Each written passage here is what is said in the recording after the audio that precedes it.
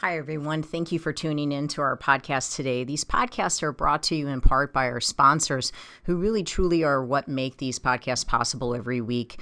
O'Fallon Nutrition is a company that I've worked with for over 15 years. They're independently owned and operated, located here in O'Fallon, Missouri, right off of Highway K and Mexico Road. I call this place the Whole Foods of St. Charles County, but even if you are not located on this side of the river, it is still worth the drive. I can remember working all the way down at Powerhouse and still sending people out to O'Fallon Nutrition for their supplements. They are more than a supplement company. You can get grass-fed beef, salad dressing, seasoning for your cooking, hair care products, makeup, deodorant, toothpaste, essential oils, and all the vitamins and minerals that you can think of. If you're looking for clean, whole food nutrition, as well as home care, house care, skincare products, O'Fallon Nutrition is your place. You can take a look at them at o'fallonnutrition.com, or if you'd like to have something shipped, if you're listening to me from outside of St. Louis, you can certainly have items shipped. I know they do free shipping if it's an order over $50, and the phone number is 636-240-5283. Again, it's o'fallonnutrition.com.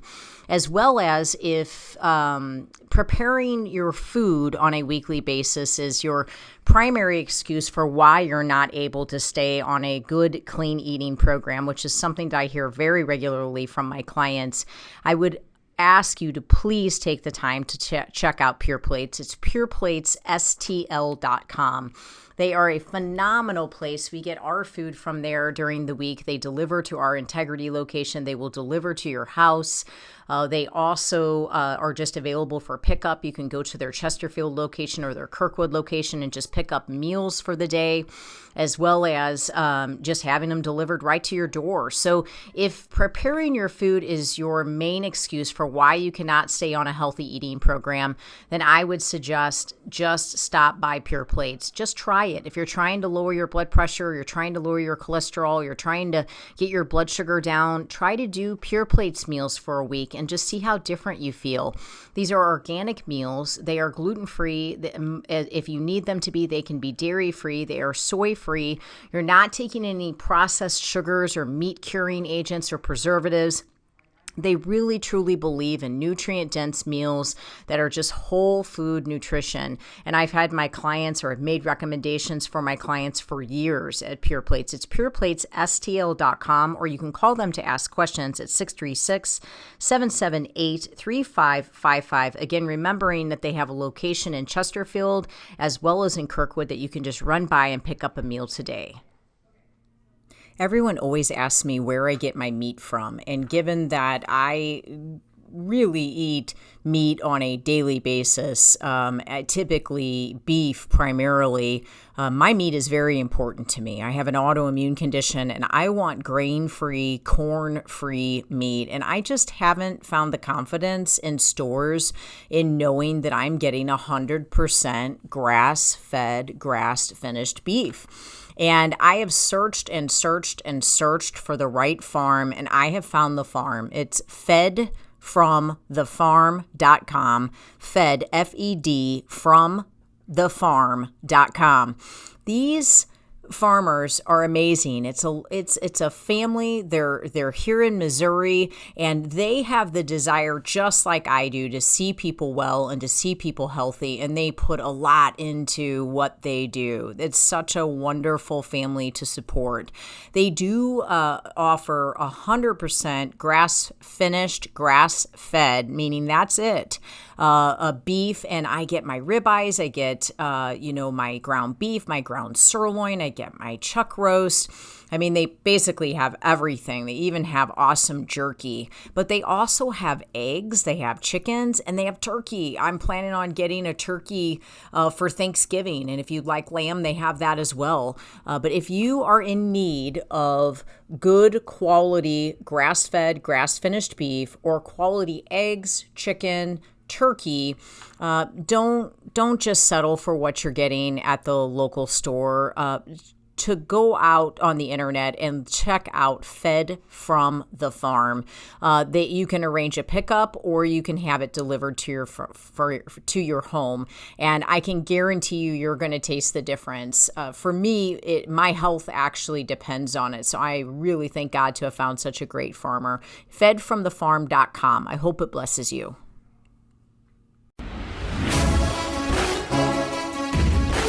Welcome to Faith, Fuel, and Fitness, the Integrity Way, with your hosts, John and Debbie Morris from Integrity Training Systems. Hey everybody, this is John and Debbie Morris with Integrity Training Systems on Real Talk 93.3. Welcome to our show. If you've not been with us before, we always like to start the first segment talking about what it means to be a warrior. I always think it's worth having the definition given to you because a warrior is a brave or experienced soldier or fighter. And I feel like a lot of people have like this mystic idea of what a warrior is because we've all watched Gladiator, Braveheart, police movies, all of these things. And we're like, oh, we're not really that. But brave or experienced soldier or fighter, like, okay, so you're not a soldier, you're not in the armed forces, and maybe you don't feel brave, but it's not about that. It's about being experienced and being willing to fight. So whatever life is throwing at you, if you're willing to take that on head first, that's all it takes. That's what it means to be a warrior. And if you have a warrior, you can start thinking that you have the warrior mindset. And a warrior mindset is one that just doesn't give up. It's persistence. A lot of people think it means perfection, like you have to never lose, you've got to be perfect. Well, it's like, go watch Rocky, all right? Like that guy's a warrior. And what makes him a warrior is every time he gets knocked down, he gets back up. It's not about not getting knocked down, because if you try to be perfect, you're going to fail. At some point, you're not going to be perfect. The only person that ever walked this planet that was perfect was Jesus. So you're setting yourself up for failure. But if you chase perfection, if you chase persistence, you actually have a chance of coming close to perfection. Because when you do falter and you do fail, you're going to get back up and you continue forward. And that's actually who you're going to become, the person that God's called you to be. Absolutely. I think in terms of being a warrior, I think I need to speak up. People keep telling me I'm too quiet, so I got to start screaming into this thing. But I think in terms of being a warrior, one thing that we were trying to instruct over the weekend with our daughter is she decided she was going to host a Bible study at our house, which I think is pretty amazing for a 13-year-old. That right there in itself is a warrior attitude or warrior behavior, in my opinion. And we were just talking about standing out in the crowd and being willing to stand out in the crowd. One thing that Sophie does is, like when she goes to youth group or when she goes to church, she always wears a dress. She's always dressed up. She always looks like she's ready to go to church. And a lot of times, there'll be kids that'll be wearing, like really casual pajama pants, slippers, just whatever. And in church, we've always taught Sophie that, there's just a certain way that you're going to carry yourself. And so she's dressed that way. Well, at one point, I think she was ready to say, well, I think I'll shrink back and I'll kind of start wearing, sweatpants and stuff like that. And then when we just kind of met with her and talked with her and just said, hey, Soph, like, do you want to be like everybody else, or do you want to stand out for who you are for God and the position that you're in when you walk in dressed that way? Do you have people that compliment you? Yes. Do you have people that always tell you, you always look so nice, you're always dressed so well, you always stand out? Yes. Do you like that? Yes. Do you want to continue that? Yes. Okay, so do you want to blend in and be like everybody else, or do you want to stand out and be the person that God's called you to be? And so it was just a message. Now, this weekend she had friends over and decided to like carry that like actually into a Bible study and try to speak on that in a deeper fashion. And so we watched a movie to try to kind of like replay for her a little bit what it's like to stand out and what it's like to influence others for who you are and for what you stand for, and how much the enemy will come and ridicule you in doing this and try to take you off of your game and try to keep you from actually fulfilling the call that he has. So this movie that we watched was all about, kids that were being total goofballs, and one girl just stood for faith in her school, and the most popular guy, who was the biggest goofball, ended up falling in love with this girl, and he ended up giving his life to Jesus because of her. And that was the miracle that, she had basically prayed for, being able to see. But we got to watch Sophie see that girl stood her ground, and she stayed who she was. She stayed true to who she was, even in the midst of being made fun of, even in the midst of great trials, because she ended up with sickness. And everyone changed. The guy changed. All of his friends changed because her witness was so strong. And that's a warrior. That's what you're doing out there. You're doing that in your job. You're doing that with your family. You're doing that when you go into the grocery store. You're navigating through everyday life as a warrior, and you're bringing Jesus with you in everything that you do. You're bringing light with you. You're bringing life with you. I always tell my clients, health is a ministry. So when you start to get healthy, be prepared. You're going to start impacting others for the greater good. Don't go into that party and say, I went ahead and had to have something because everybody else was doing it, and I just felt awkward or odd, not having what everybody else was having. Go into the party and don't speak anything. Just be what you know you need to be right now for the season you're in, and don't discount your walk because you need to be like everybody else, because half the people in that room are unhealthy, and you and I both know that you're trying to get healthy. So it may be you walking your health out in front of someone else that actually makes it to where someone else then decides to become healthy. You know what I love is in the Bible, we're actually pretty much referred to as weird people. We're called peculiar multiple times. We're talked about as being, let's see, I wrote some notes on this. Foolish, fools. But what's neat about that is when you actually read the verses, what it's talking about, God's even speaking about it at some points as well as the disciples, is that we don't actually blend in with this world. So to your point with Sophie, what's neat is Sophie, of course, who doesn't like being told that their dress looks nice or the hair looks pretty or things like that? But the biggest thing is that she acknowledges, even at 13, which when I was 13, I think I was still eating my boogers. So I don't even know how she's as smart as she is, but it's pretty impressive. Good thing I didn't meet you at 13. Yeah, otherwise I was ready to take on. I wanted to be president of the United States when I was 13. Otherwise, you might eat some of my boogers too. Yeah, no, I would have been like, no thanks. All right, well, I'd have flicked them at you and pushed you down on the playground because I thought you were cute. First of all, no one is at the playground at 13. I just want you to understand that. No one. Maybe that's why I didn't meet no any one girls. is at the playground at 13. Hey, let me talk about the Bible. We're not on recess. You need to back up off me. I will literally flick a booger at you. Okay, great. Okay. Glad we went here. So here's what I'll tell you is, she likes being told those things, but the real reason she likes it is she sincerely has an on-fire relationship, love for God. And so what she realizes is that she's meant to stand out. And that's what ultimately she ended up saying. And she admitted she was kind of nervous about standing out, even though it was complimentary from people. And it's not that she does it for the compliments, it's that she does it because the Bible calls her to do that. And 2 Corinthians 6:17, therefore go out from the midst and be separate from them, says the Lord. Okay. So we're supposed to be separate. If you look at, 1 Peter 2:9, but ye are a chosen generation, a royal priesthood, and holy nation, a peculiar people. And so what I'll tell you is, and especially if you're young, but what's crazy is I find nowadays it's less about young people and more about people my age, in their 40s and sometimes even 50s. But why would you want to impress a group of people who crucified the perfect human being? Is that not weird? The perfect, how perfect do you have to be to impress everybody around you?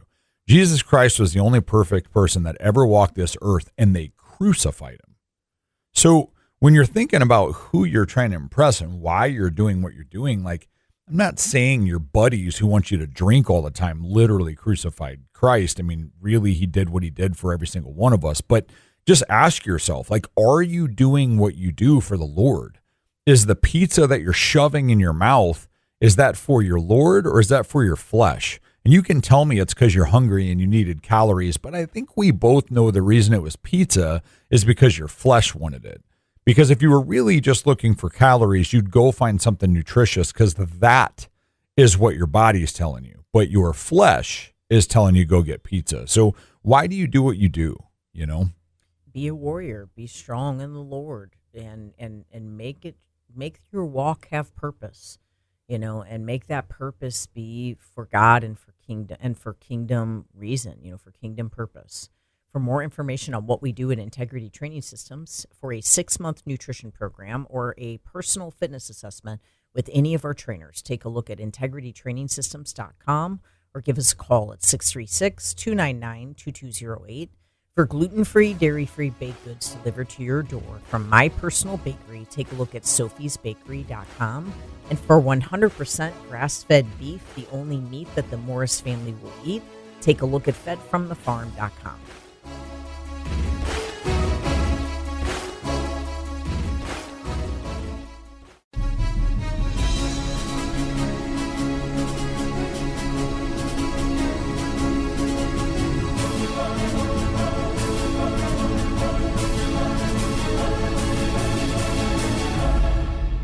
Welcome back, everybody. This is John and Debbie Morris with Integrity Training Systems on Real Talk 93.3. If you were joining us in the last segment where we talked about being a warrior, we kind of wrapped up talking about why you do what you do. And like, is it to follow Christ, or is it to follow your flesh, or is it to follow someone else's opinion of you?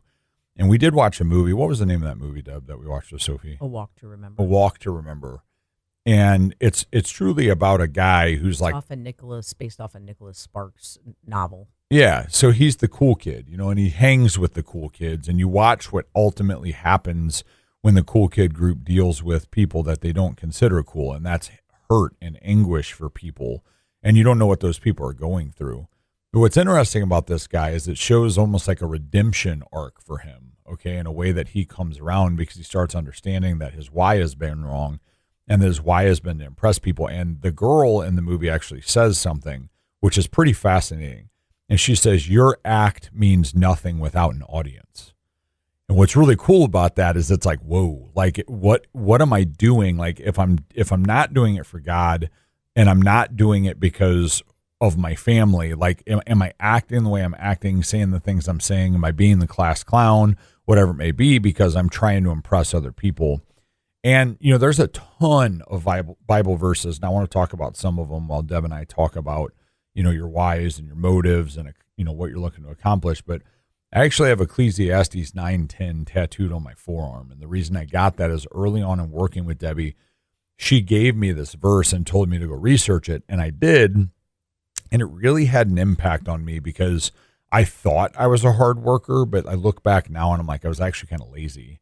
What it says is whatsoever thy I do not remember. I do not remember. Like, why did I give it to you? Well, you gave it to me because I was hopefully not being like, hey, you lazy. No, because by most people's standards and even your own, I wasn't lazy. But you saw that I was capable of so much more, and I was throttling myself. And so what the verse means is whatsoever thy hand findeth to do, do it with all of thy might. For there is no work, nor device, knowledge, nor wisdom in the grave whither thou goest. Well, what does that mean? Because that's obviously King James. Is that life is temporary, and whatever purpose you have right now, one day you won't have an option to do it anymore. Right. So if you wake up and you go to work and you half ace it, or your relationship is like, my ball and chain, or you're raising your kids and you're not actually doing what you need to do to make them better because you don't feel like dealing with it at that time. Like if you're not giving your maximum effort, at some point you'll have nothing left to give, and not because you used it all, but because your time is up. Time's up. And I don't think anybody really lays in bed and at their deathbed and says, man, I wish I would have just done less. Like most people have regret. And so my goal when I die is to be at a place where I have peace because I know that everything I did as best as I could. And again, that's not about perfection. Like I talked about in the first segment, it's not that you're not going to fall. It's not that you're going to mess up, but it's that you tried. You know, you look back at things and you say, I tried to do that, so it's about living with purpose now. I just don't always feel like people do things with all of their might. Right. And I feel like, I mean, I don't want to do it with my might. I want to do it with God's might, obviously. But I think that He's given us a lot more might than what we use sometimes. Yes. You know what I mean? And that comes from almost 30 years of managing people. So it's not like that just comes from me being on a high horse thinking I'm like strong and mighty over here. I'm not. I've had to really put my time in and work hard because no one else is going to pay the bills. Right. You know what I mean? And if you don't work that hard, what happens when none of the money comes in? I mean, you lose everything that you have. And here's the bigger thing. What if, and so that's a money-driven concept, but like if your true and sincere purpose, which ours is to help people, and that's the mission behind everything that we're doing. And the reason that we're actually trying to help them is because we want to equip people so that they will be stronger for their call that God has on their life. So it's like a way of creating stronger gifts inside people because we're equipping them to be the best version or to optimize themselves and be the best version of themselves. And you have to work hard in order to do that. But I feel like truly, like in the past, maybe like post-COVID, maybe past 5 years, I feel like there's just been this turning point where people are not really wanting to work that hard at their nutrition, at their exercise, at their job, at their relationship, at managing their finances, at keeping their house clean. It's just kind of like, well, let's just create balance. Let's just create peace. Let's create, happiness, and let's not overwhelm ourselves. There's just a lot of lukewarm, lackadaisical conversations about how you don't have to do anything hard to accomplish anything worth having. And it's just not true. And it comes a lot from social media. There's these people that post the grass being greener, the ultimate pictures, all of the follow me and I'll train you how to be a billionaire in 48 hours. It's like, okay, well, how many people signed up for that? 100,000 billionaires in the next 48 hours, And it's this concept. People want to be influencers. They want to play video games for a living. They want to have a work-life balance, which is such a buzzword because a work-life balance means you work and then you live outside of that with your family and the things that you do. And if you actually enjoy what you do for a living, there's life in that. But people mean when they say work-life balance that they only want to work 20 hours a week. And it's this weird concept that comes out of the neurotransmitter response to watching things like YouTube, Instagram, TikTok, and just flicking when you don't like something and getting a neurological hit the next time you do. And so you can sit and flick on your couch, or you can get up and do something hard. And the end game, neurologically, chemically, is the same. You're going to get the same buzz off of the TikTok that you get off of going and doing well at a skill set. Temporarily. It's temporary. It's just like eating candy and temporarily liking it until a week later when you just feel like garbage because you've put yourself in a really negative position. And then future you gets pissed off at present you making that decision to do that. And I think, and I want to talk about this more in the next segment, I think that part of the problem with everything that Deb just said is people are allowing their past and their previous things that they've been a part of in their life to determine what they're doing with their future. They live in sorrow of how hard their life has been or how they deserve better, or, I've worked this hard, I don't want to work this hard anymore. Well, so-and-so doesn't have a job, so I should be able to make millions doing what they do. And it's this like comparison syndrome to other people, but it's also this syndrome where it's like, well, I have XYZ problem, or I've had this injury, so I can't accomplish that. I want to talk about more of that when we get back. For more information on what we do at Integrity Training Systems, take a look at integritytrainingsystems.com or give us a call at 636-299-2208. For gluten-free, dairy-free baked goods delivered to your door from my personal bakery, take a look at sophiesbakery.com.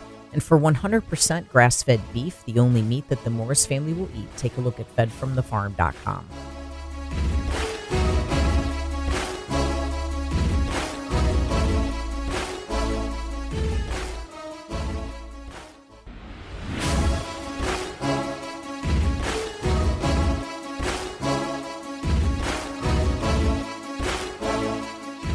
Welcome back, everybody. This is John and Debbie Morris with Integrity Training Systems on Real Talk 93.3. We were just talking a lot about, just why you do what you do, and ultimately, like, the laziness that can come out of this short-term gratification that our world is turning to. But then I kind of exited talking about when we use our previous issues for excuses. Now, what's interesting about excuses is most of them, other than if you're a chronic liar, are rooted in some level of truth. And the other thing that's interesting about excuses is most of them, you're the only one that believes them. So I want you to think about any time a coworker's ever called in, or someone tells you they can't make it to something, or the reason you got stuck with something instead of them doing it. And I want you to ask yourself if you were like, no, yeah, I totally get that. Or if somewhere in your mind you were like, yeah, like, you're not sick again. You're not this, you're not that. And the reason that doubt exists is because you're doing the same thing. And what that same thing is you've got some reason that you think you shouldn't have to do something. And it probably actually has some merit to it as to why you shouldn't do something. Like, for instance, this recently came to me because we had our preacher spoke about the tongue and the power of the tongue. And he made a reference where he said, if someone comes in with a gun and they have it holstered and hidden, because we're an open carry, a lot of people do concealed carry, and it's loaded with rounds, he would hope that they're trained in, as well as respectful to, keep that weapon where it was safe. He said the problem is the most dangerous weapon is actually our tongue, because what happens with a firearm is in the physical realm only, and what happens with the tongue not only affects the physical realm, but the spiritual realm. And I took that a step further. I was telling someone this morning, I said, the old saying was, sticks and stones may break my bones, but your words will never hurt me. And I actually turned that around, because I said, your words are absolutely going to hurt somebody, and sticks and stones will probably cause injury that heals. And so when you think about that, when you fire something off and you shouldn't have said it instantly, or maybe down the road you shouldn't have said it, you don't get to take that back. Like, people most times will forgive, but they never forget. And so whatever injury you're dealing with, what I took this as, I'm dealing with a lot of pain right now in my back and some other things. And I hate to even say it on the radio right now, because this is the point I'm about to make. I had been letting myself use that as an excuse to not do, like we talked about in the last segment, 100% of what I'm capable of doing. I was kind of like throttling myself, and not intelligently throttling myself. It's not like I'm saying, you should go lift 100%. You should go, do crazy stuff because you got to get over your injury. It's not what I mean. But I was barely doing what I knew I was capable of doing, and it would actually make my injury I was dealing with better. And the reason for that is I was telling myself that I was too hurt. I was actually speaking it, not only in my mind, which is also use of your tongue, but I was speaking out loud to myself, and I was speaking out loud to others, because people care and they will ask you, how's your back? How you doing? I'm like, well, it's kind of a bad back day and it's kind of bothering me. I'm trying to get better, and it's like, if you're saying these things to people, you're speaking that into a higher level of existence than what you're actually dealing with. And in Philippians 2:14, it says, do everything without grumbling or arguing. So, like, what are you doing that you're grumbling about? And is it actually accomplishing something for you? Now, you go to your doctor and you tell them about all your problems so they can help you. That's one thing. But you start telling all your problems to some random person at work or your friend, like, there may be an emotional release to that, but you're still speaking power to what you're dealing with, especially if we really look inside of ourselves and think, like, do I actually have it as bad as I'm making it sound? I mean, the best example is I don't remember the last time I heard someone say they get a lot of sleep. It's like everybody, well, I barely sleep, or I didn't sleep last night, or yeah, I mean, you should know how hard it is for me to get rest. I mean, I think that's kind of our world right now, but everybody's walking around talking about it, 2 Corinthians 12:9-10 says, my grace is sufficient for you, for my power is made perfect in your weakness. Therefore, I will boast all the more gladly about my weaknesses, for when I am weak, then I am strong. So where are you gathering your strength from? Deb said this earlier about why she does what she does and where her might comes from. Like, we are actually conduits and tools that if we listen to God, we can fulfill so many crazy tasks that we didn't think we were capable of doing, just like David slaying Goliath and ultimately becoming a king. So what you're dealing with is it's real. Like I said, most excuses are rooted in some form of reality, but are you speaking it into being more than it actually is? And are you really putting everything you've got into making it better? I think that, just with having the autoimmune disease that I've had for, over 20 years, I've had no choice but to really live this whole thing out, like exactly what you're saying. Every day I wake up with a choice to decide to discuss and to live in my current situation, which is an inflamed immune system, swollen eyes so strong that I can barely keep them open. And when I'm driving down the road, it's so painful because the sun comes on them. The lights in our gym are so strong that they start to twitch. And so I stand out there and train and my eyes are twitching and all I want to do is close my eyes. But nobody knows that. I don't talk about it because where's the gain? I mean, where's the gain in talking about it? I don't get better from having talked about it. Right. In fact, a lot of times you can make yourself worse because you start a pity party. Panicking, you actually. You start saying, this actually isn't okay. I probably shouldn't be here. I should be at home in bed. But you said something. But yet it's pretty amazing what you overcome, when what I used to do when I was very, very, very, very sick and could barely get out of bed is I used to get up and I used to read Psalm 91. And I just remember the very end part where he would say, I will be with him in trouble. I will deliver him and honor him. With long life, I will satisfy him and show him my salvation. And, it's difficult to talk about, but every day I have to wake up in the morning. I just have to say that to myself. And I have to believe that God he gave me another day. And so there's a conviction in my heart that I can either wallow in it, and it is all real. It's all very, very real. There's a lot of doctors, there's a lot of treatments, there's a lot of medications, there's a lot of supplements, there's a lot of things that have to happen to get me to the point that I'm at. But I could wallow in it, or I can get up and I can just do everything I can to get through the day. But I've actually encountered a recent situation where someone that I love very much was challenged by me, and the relationship was actually in trouble because I don't talk enough.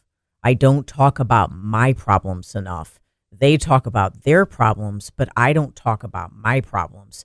And so they feel like, well, what's the point of the relationship if you're not going to talk either and it's all about me? It's just not who I am. And I've remained very strong in the Lord because of that. I don't want to share all my problems every day in my life. And I listen to people talk about their problems, and I become a sounding board for that. And I'm a space where they can come in and empty that.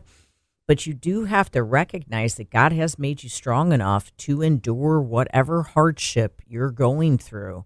And if you can speak life into yourself, and if you can speak health into yourself, like Pastor Brad said yesterday, if you can speak scripture over yourself and claim that scripture and choose that victory for yourself every single day, yes, maybe the autoimmune disease doesn't go away, but you get through that day stronger, and then you wake up the next day and God gives you another day, there's another gift. So how do you want to spend that day? Do you want to spend it down and defeated? Do you want to spend it chronically talking about not feeling good? Do you want to spend it chronically talking about all the problems that you have in yourself? I mean, Yes, you can do it that way, but it's never made me stronger. It's never made me better. In fact, if I ever talk to my husband about something that's wrong in my body, he needs to be on high alert, because that means I'm at like a level 12, not a level 10. I'm at a level 12. Yeah, people talk about being at a level 12 when they're at a level 1. It's always interesting for me, and guilty. I mean, I used to do this, so I'm not like casting stones. It's just something that I've started trying to pay attention to. And It becomes a level 12 because it gets talked about so much. I catch myself doing this. It's fascinating. Like, you'll hear somebody, like, just listen to people. Listen to yourself. You'll hear somebody give something that's wrong. Yeah, my back's really been bothering me. Or, yeah, my knee's really messed up. Or, yeah, I barely slept last night. And what is the next thing that occurs? Their person that they're talking to usually shares in the experience. Yeah, man, I didn't really sleep either. Or yeah, you know what? My body's been hurting me too. Or yeah, I mean, I have this cold. So it becomes this exchange, which you may not see as negativity, but it is negativity. And so you are a product of what you bring in. So, iron sharpens iron is what the Bible says. So if the iron you're hanging out with ain't real sharp, then you guys are just going to sit there and dole each other. And in Proverbs 6:9, it actually makes a statement about like, how long are you going to lay and sleep? And that poverty comes in like a thief and scarcity like an armed man, basically to rob you. And so when you're thinking about laying around like that, that doesn't necessarily mean laying in bed. It can, as someone who would, at one point claimed having depression. Of course I would lay in bed. But the problem is, if you really stop to look at the mind, slowing down and stopping is actually the breeding ground of anxiety and depression. So if you're not fulfilling the call and purpose on your life, things in your mind get busy. And you start to loop on things that are outside of your control, or you start to put yourself outside of the will of God and you're somewhere you shouldn't be. It's just like David with Bathsheba. Like, David never should have been there because he should have been at war. He sent his men to war, and he just said basically he was too tired to go to war, right? There's too tired. I've warred my whole life. I'm too tired to go. And what happened? He was outside of God's will. He was on a roof where he shouldn't have been. He saw a woman on a roof where she was supposed to be because she was doing what she was supposed to do. And all of a sudden he's got something he's got to deal with because he did it wrong. And so, like, if you're wallowing in yourself, you're really setting yourself up not to really move forward in life. And what happens is people want to move forward and they don't, because they just get hung up on sitting around and talking about how bad it is. And the Bible says faith without works is dead. And so, like, the craziest part is these people sit, and I say these people, but please know that I include myself in this. We sit around and we pray for things. But then when we're given the opportunity to do it, like maybe you're praying for it to be better, but when you're provided someone that could probably help you with your back, you're so hung up on listening to yourself talk negatively that you miss that as God supplying you a way. Like, you miss that work. You miss that application. You're talking about not getting enough sleep, and then something occurs that could potentially create more sleep, but you miss it because you're just hung up on how little you sleep. So it's like, what are your eyes shut to, and what are you missing? These still small silent voices from God that are your way out. They're an answer to your prayer, but you keep praying and asking for things, and you say you don't get it. I want to leave you with this before we go to the next segment. There was a guy that his whole life wanted to win the lottery and never did, and he ends up in heaven. He's ticked off. He looks at God and he said, God, all I wanted was to win the lottery. Why didn't you let me win the lottery? And God goes, because you never bought a ticket. For more information on what we do at Integrity Training Systems with personal training and nutrition, take a look at integritytrainingsystems.com or give us a call at 636-299-2208. For gluten-free, dairy-free baked goods delivered to your door from my personal bakery, take a look at sophiesbakery.com. And for 100% grass-fed beef, the only meat that the Morris family will eat, take a look at fedfromthefarm.com.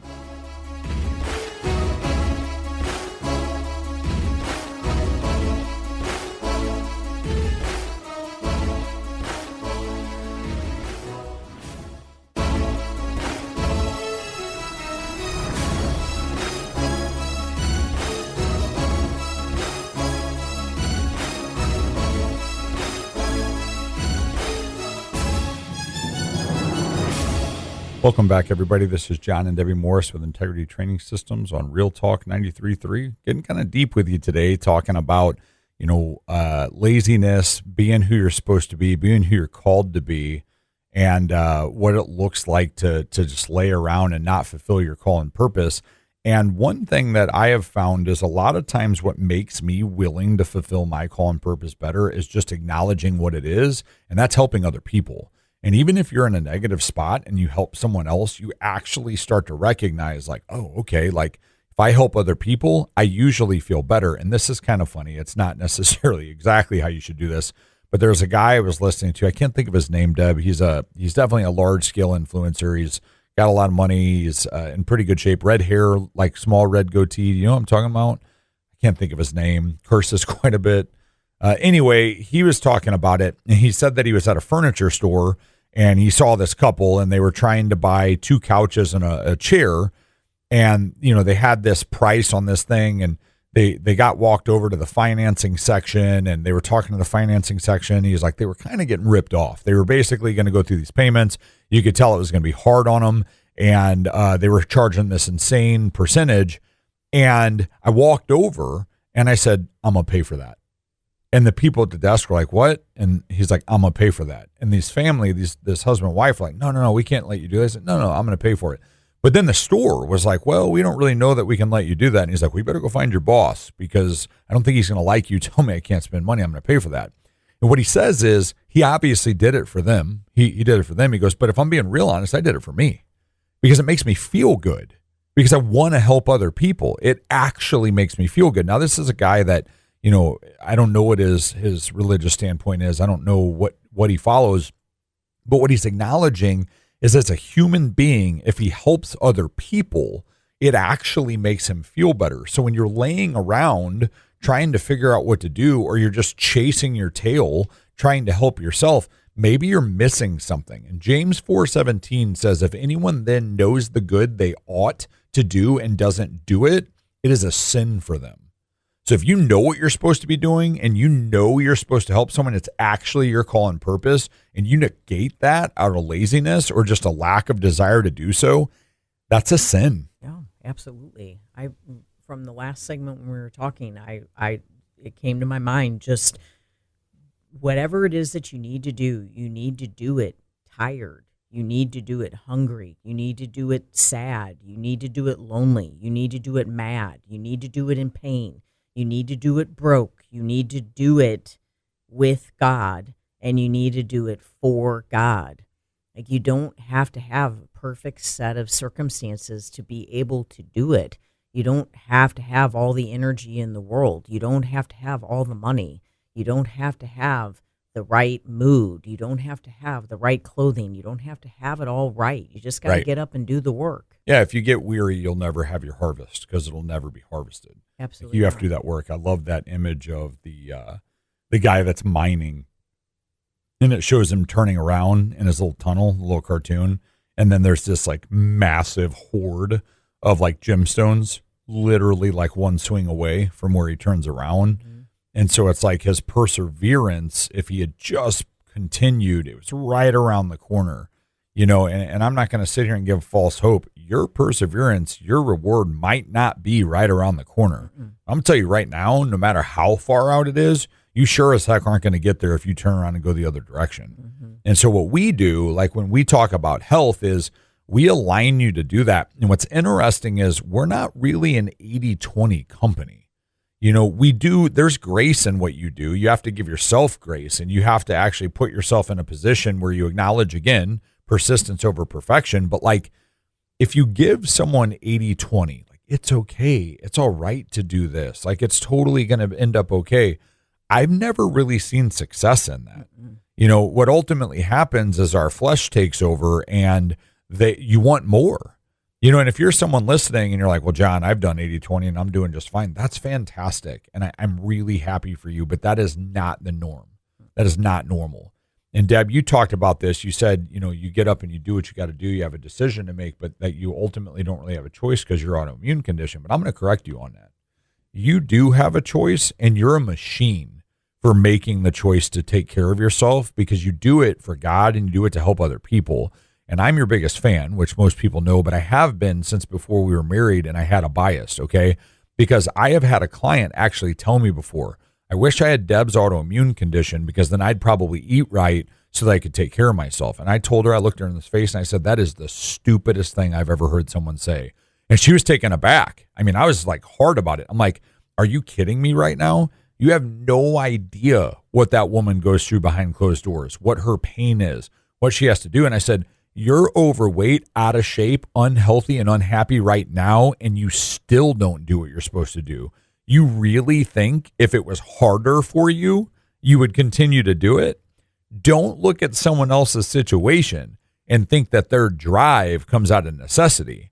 Their drive comes out of their decision to be driven. And no matter where you are in life, you can choose to change that. And I know that's quote unquote easier said than done, but I used to be annoyed by Nike's slogan as a teenager because I thought it was stupid because it was like, just do it. I'm like, oh, that's dumb. But you know what? They get it because the answer is to just do it. It is never going to get easier. Like it's actually only going to get harder. The later you start, the harder it becomes because the race gets longer. The pain gets greater. And so if you don't start right now, if you don't just do it, you're actually setting yourself up for a much worse situation. And I say all the time, don't be the a-hole that tomorrow you is mad at today. Okay. If you were going to if you get ticked off when someone leaves work for you to do the night before because they don't feel like doing it and you got to pick up the mess the next morning, don't do that to yourself either. Quit not doing stuff today so that tomorrow you're like, dang it, I wish I would have got that done because you're screwing yourself over the same way. I always tell myself just leave this place better than it was when you came in. Any place that I'm at, if I see trash on the floor, or if I see something that doesn't look right, I visit Palm Health often. If I feel like there's water on the floor and someone could slip, I run and grab a towel and I wipe down their floors often because they have a fountain. I don't want someone falling and then suing them. If I see towels that are out of place or messy, I go ahead and clean it up. But you want to just do your level best with all that you do. But at the end of the day, if your work is for the Lord, no matter what the work is, and you got to look at your health and the work that you put in for your health, your body, the way it feels every day, because it is a vessel. It is what God allows you to use to serve him and to serve his kingdom. Okay. So if the work that you put in for your body, for your health, for your job, for kingdom purpose, if all that you're doing is for the Lord, then you can get up and you can do it tired. You can do it foggy. You can do it hungry. You can do it broke. You can do it lonely. You can do it sad. You can do it mad. You can do it through all of those things because it's not about us. It's about him. And if your focus gets so far away from him, if the focus is on your friends, if the focus is on drinking, if the focus is on answering text messages, if the focus is on scrolling, if the focus is on money and what comes from money and all you can buy, if the focus is on video games, if the focus is on playing sports, if the focus is on whatever you're infatuated with, then it will become harder and harder and harder to stay committed. But if the focus is on Christ, we went to church on Friday night at Family Church, Saturday night at Element, and Sunday at Faith Chapel. We have got plenty of church in us right now, and that's probably why we're firing off what we're firing off. We spend time in the Bible on a regular basis. We are working with each other on building each other in faith. Where is your focus? If it's so far away from the call and purpose that God has on your life, it will be so hard to be able to remain healthy and remain committed to that goal and that purpose. But if your focus is truly on God and you're staying in the word and you're staying in prayer and you're staying on track for that mission, you're going to do it tired. You're going to do it hungry. You're going to do it lonely. You're going to do it no matter what is happening, no matter what your circumstances are. But just recognize that your health is literally a tool that the enemy will use against you to keep you from fulfilling any of the call and purpose that God has for you. So if you choose not to take care of it, it is an act of disobedience against God. And I guarantee you that you will feel the guilt and the shame from not taking care of it. So make the decision today to do something and get yourself on a healthy track. For more information on what we do at Integrity Training Systems for nutrition or personal training, take a look at integritytrainingsystems.com or give us a call at 636-299-2208. For gluten-free, dairy-free baked goods delivered to your door from my personal bakery, take a look at sophiesbakery.com. And for 100% grass-fed beef, the only meat that the Morris family will eat, take a look at fedfromthefarm.com. Thank you for listening, and God bless you.